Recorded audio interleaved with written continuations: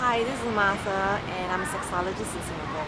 This is day 5 of 9 of my personal retreat, and on day 2 I did a video sharing how the idea of a personal retreat first came about and why it's so important to me.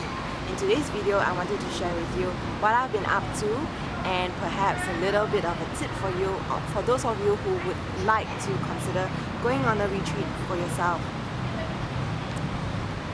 So on the first day, I wrote down on a piece of paper all the things that I would like to accomplish during these 9 days. I know it sounds like a bit of an overkill, but the first time I did a personal retreat, I didn't set any intentions other than to complete editing all 52 videos that I'm releasing this year.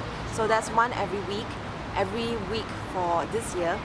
And I actually took about 3-4 days doing it. I didn't know how long it would take, and I didn't really think it would take so long. But it took that long because my computer kept hanging, and it was really frustrating that I didn't accomplish anything else other than edit the videos.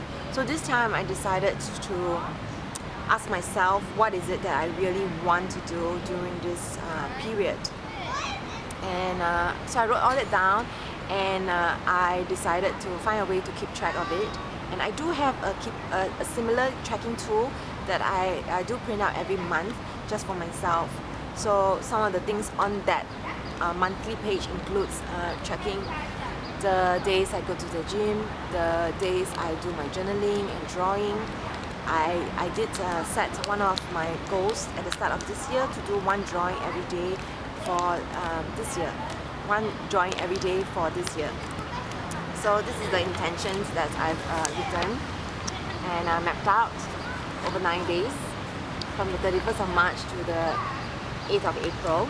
So these are the intentions that I had mapped out: going to the gym, dancing a little bit every day, reading in a cafe, lying on the grass, spending a bit of time working on my pronunciation, studying something to do with my work, watching videos that I have downloaded from YouTube, whether it's just for fun or educational, and to spend a little bit of time editing the many videos that I have created, to limit my access to the internet, to watch a couple of movies in a cinema.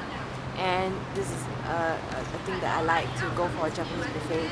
So it's been 5 days, and I've tracked 4 days so far, and you can see on this paper that I have also written other things. On day 1 I watched the movie Captain America, so that's movie done. And I also, on day 2 I finished reading the book The Desire Map. I finished reading a copywriting book. On day 3 I finished reading the book The Art of Birth.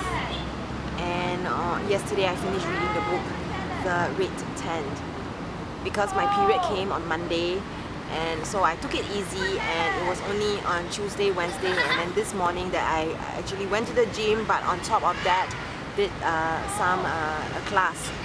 So on Wednesday I went for Hatha Yoga, on Thursday I went for Body Combat, and this morning I went for Pilates at 7 AM. So these are things that I have done, and so far I'm really happy. And it acts as a reminder for me to remind myself to limit my access to the internet as well. So you can see here that I still have a few more days to go, and I'll share with you on the last day how it's been for me. So this is my little invite to you to think about what you would do if you did have a retreat. Many people would agree with me that yes, it's good, it's important to rest, to recover, to rejuvenate, but often they don't set an intention, and because of that, sometimes they end up just spacing out, which is good, but other than spacing out, what else can you do? If you had 45 minutes to have a break, if it's a day, if it's 3 days, not everybody can or want to have 9 days off like me, but it's good to think about it, because then you can actually take some steps to planning it. I know some people actually feel stressed when they put any kind of intention, but really it's coming from internal rather than external. It's things that I really want to do. I'm not putting any pressure on myself. In fact, I put aside 3 different goals: the minimum, the good to have, and then the massive one, which is kind of like I'm not sure I can even get there. So for instance, going to the gym, I put there 5 days. It would be really good if I can do 5 days. but it will be massive, right? It will be really fantastic if I can do all 9 days. So these are the ways in which I'm also managing the amount of stress and expectation that I put on myself. So with that, I hope you found this video interesting or useful and maybe even inspiring. And this is Martha once again, and I like to remind you to keep loving, to live life fully,